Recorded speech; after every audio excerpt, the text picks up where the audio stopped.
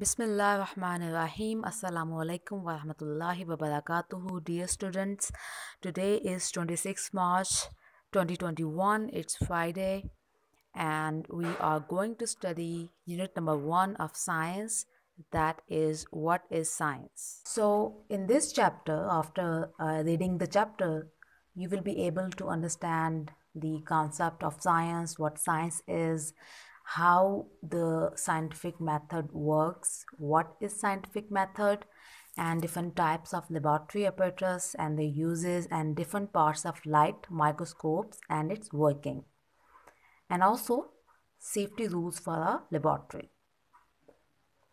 Okay, so how can we collect information? हम information को कैसे कलेक्ट कर सकते हैं? सो वी ऑल नो कि इंफॉर्मेशन को कलेक्ट करने के लिए आपके पास सेंसेस होनी चाहिए.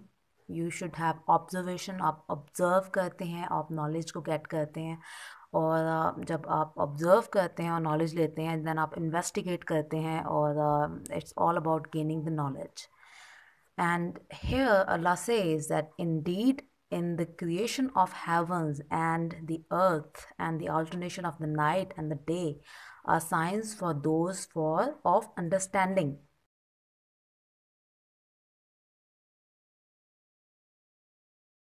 So let's go ahead and start the chapter. Let's start reading the chapter.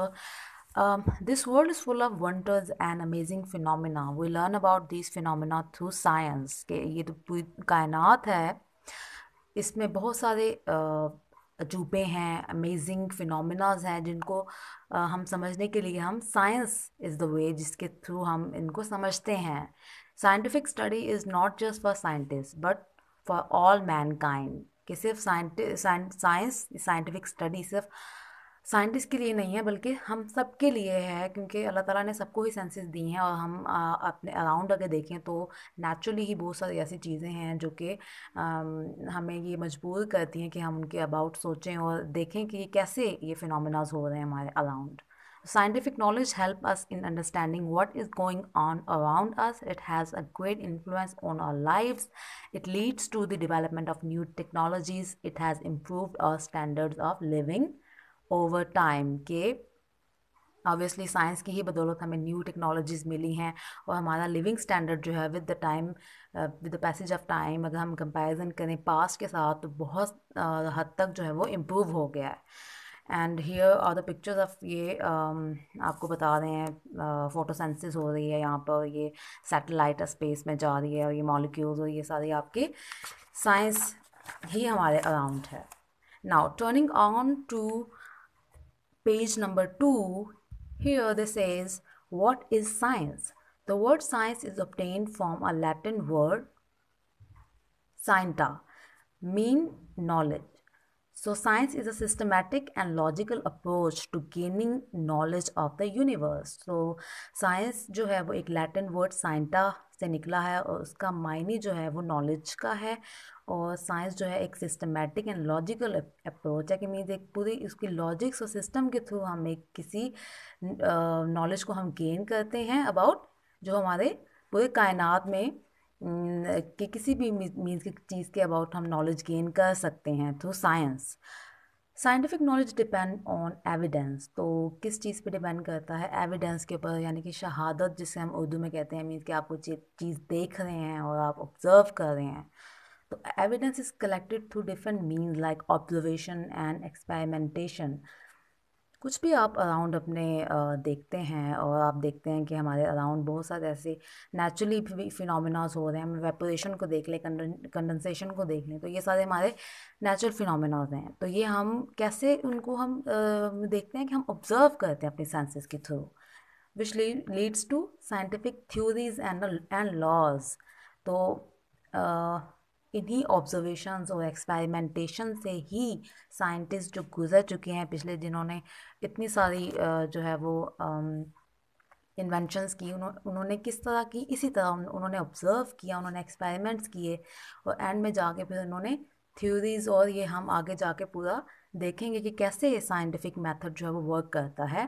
That is our next topic. So scientific method of investigation. Scientists use a series of steps to solve a specific problem during their research. These steps are called the scientific method of investigation.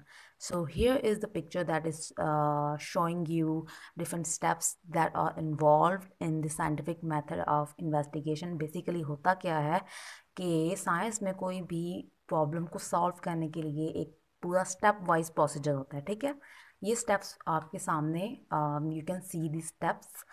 तो step wise कैसे होता है कि सबसे पहले हम एक question को आस्क करते हैं। Asking a question is the first step of the scientific method of investigation. Then हम हाइपोथेसिस बनाते हैं, देन हम उस हाइपोथेसिस को टेस्ट करते हैं, देन हम हाइपोथेसिस को टेस्ट करते हैं थ्रू एक्सपेरिमेंट्स। देन हम अपने जो टेस्ट किए होते हैं हम एनालाइज करते हैं, देन हम कंक्लूजन को ड्रॉ करते हैं एंड में कम्युनिकेटिंग रिजल्ट्स मीन जो हमने रिजल्ट्स बनाए होते हैं उसको हम कम्युनिकेट करते हैं, लोगों तक पहुंचाते हैं। तो let's start reading and learning about the steps step by step. So step number 1 is asking a question. So the first step in scientific investigation is to ask a question. Thoughtful questions come from a vigilant observation using all the five senses. Mean हम कोई question अगर ask कर रहे हैं तो हम कैसे कर रहे हैं कि हम अपने 5 सेंसेस को यूज़ कर रहे हैं। 5 सेंसेस हमारी साइट, हेयरिंग, टच, स्मेल, ये सब हमारी सेंसेस जो अल्लाह ताला ने हमें दी हैं। Through them we can actually ask कि कोई चीज़ हो रही है तो क्यों हो रही है, कैसे हो रही है। This is all about asking a question in scientific method. Like इन्होंने एग्जाम्पल दिया कि how does calcium deficiency in our body effect our health, कि कैल्शियम डेफिशिएंसी हमारी बॉडी में हमारी हेल्थ को कैसे इफेक्ट करती है। तो ये क्वेश्चन हो गया ना। तो to answer these question information is gathered in the form of facts. This collection of facts is called data. तो हम डिफरेंट फैक्ट्स को कलेक्ट करते हैं। अब एक ये क्वेश्चन हमारे पास आ गया कि किस तरह कैल्शियम डेफिशिएंसी हमारी बॉडी को इफेक्ट करती है। तो हम जो है वो अपनी 5 सेंसेस को यूज़ करेंगे, साइट की, हियर की। अब हम क्या करेंगे, हम डिफरेंट अब हम डाटा को कलेक्ट करेंगे। डाटा कलेक्ट करने का मतलब होता है कि हम डिफरेंट सोर्सेस से इंफॉर्मेशन गेन कर रहे हैं। हम अपनी मींस आंखों के ज़रिए ऑब्जर्व कर रहे हैं, कानों के ज़रिए सुन रहे हैं, इसी टॉपिक के अबाउट, इसी कह लें कि प्रॉब्लम के अबाउट हम डिफरेंट वेज से जो है वो इंफॉर्मेशन को गैदर करेंगे। ठीक है, कि कैसे कैल्शियम जो है वो उसकी डेफिशिएंसी हमारी बॉडी को इफेक्ट कर रही है। Second step is forming a hypothesis. After collecting data statement is formulate. अब हाइपोथेसिस होती क्या है कि हमने जो डाटा कलेक्ट किया है, हमारा एक जो प्रॉब्लम था उसके अबाउट जो हमने डिफरेंट सोर्सेज यूज़ करके हमने डाटा कलेक्ट किया है, उस डाटा को हमने रीड किया और हमने खुद से जो है वो एक स्टेटमेंट दी है जो कि अभी मीन्स के कंफर्म नहीं है कि वो ठीक होगी। तो उसको हम कहते हैं हाइपोथेसिस। कि after collecting data statement is formulated, this statement is called hypothesis and the information of the hypothesis is the second step in the scientific method of investigation. ये scientific method of investigation का ये second step है हमारा.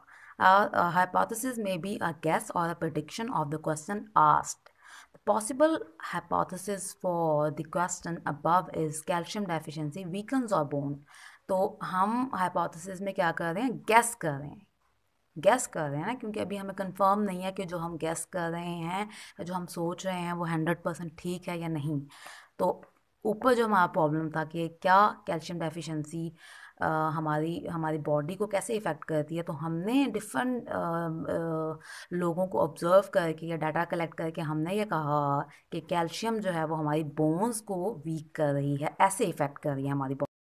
So that takes us to the next step of scientific method of investigation, that is testing a hypothesis. जो हमने hypothesis ऊपर बनाई है उसको अब हम टेस्ट करेंगे कि यह ठीक है या नहीं ठीक।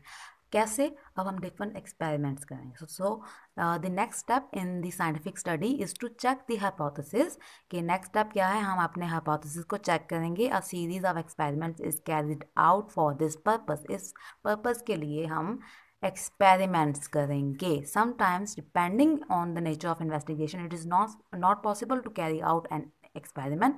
In such cases the hypothesis is tested by making detailed observations. कि कह रहे हैं कि वैसे तो हम हाइपोथेसिस को चेक करने के लिए हम क्या करते हैं, एक्सपेरिमेंट्स करते हैं, लेकिन समटाइम्स ये होता है कि एक्सपेरिमेंट्स करना पॉसिबल नहीं होता, तो उसके लिए फिर हम डिटेल्ड ऑब्जर्वेशंस हमें फिर करनी पड़ती हैं। मीन्स बहुत ज़्यादा इसके अबाउट नॉलेज गेन करना पड़ता है अपने हाइपोथेसिस को राइट और रॉन्ग प्रूव करने के लिए। So regarding that, let's take a look at this particular problem. Through this maybe you will understand a little better. यहाँ पर scientific method में I have given you an example of freezing water. Water का freeze होना, अब यहाँ पे जो problem है या फिर आप कह लें कि एक जो वे है साइंटिफिक मेथड को एक्सप्लेन करने के लिए, दैट इज़ अ एग्जांपल जो मैंने यूज़ की है। मैंने कहा है कि फ्रीजिंग वाटर की एग्जांपल है, और क्वेश्चन क्या है कि does sugar makes water freezes fast, कि शुगर जो है उसको अगर हम वाटर में डिज़ोल्व करते हैं तो क्या इससे हमारा वाटर जल्दी फ्रीज होगा। ये क्वेश्चन हो गया ना, साइंटिफिक एक प्रॉब्लम है, ठीक है। तो उसके लिए हाइपोथेसिस में आप देखें कि हमने ये कहा कि there will be difference between freezing time of normal water and sugar added water. और अब हम क्या कर रहे हैं हाइपोथेसिस में, आपको पता है कि हम कैसे टेस्ट करते हैं हाइपोथेसिस को। अब हम कह रहे हैं कि हाँ, शुगर हमने अगर ऐड करते हैं तो शुगर ऐड किया हुआ water and the one that is normal water, हम कह रहे हैं कि there will be difference between the timing of the freezing. और उसको चेक करने के लिए अब हम क्या करेंगे, एक्सपेरिमेंट करेंगे। अब हम एक कंटेनर लेंगे जिसमें हमारे पास नॉर्मल वाटर होगा, और दूसरा जो हम कंटेनर लेंगे उसमें हमारे पास शुगर होगी, ठीक है। तो अब हम ये दोनों कंटेनर को लेके हम फ्रीज़ करेंगे, फ्रीज़र में रखेंगे। फिर हम क्या करेंगे, थोड़े थोड़े टाइम बाद हम चेक करते जाएंगे, चेक करेंगे कि ये हमारा वाटर जो है वो कौन से कंटेनर में कंटेनर में जो है वो वाटर हमारा जल्दी फ्रीज कर रहा है। तो ये हम अपने एक्सपेरिमेंट्स के थ्रू टेस्ट करेंगे। डिफरेंट एंड में जाके हम कंक्लूजन निकालेंगे अपने एक्सपेरिमेंट और ऑब्जर्वेशन से कि शुगर एडेड जो वाटर था वो जल्दी फ्रीज हुआ। तो दैट इज़ द होल हमने प्रोसीजर एक सिंपल एग्जांपल के थ्रू जो है साइंटिफिक मेथड ऑफ इन्वेस्टिगेशन को को समझ बेटर अंडरस्टैंड हो गया होगा ये topic. So in the next lecture, we will look at the three steps that are left. And if you have any questions, you can ask in the online class next time. Jazakallah. Thank you very much.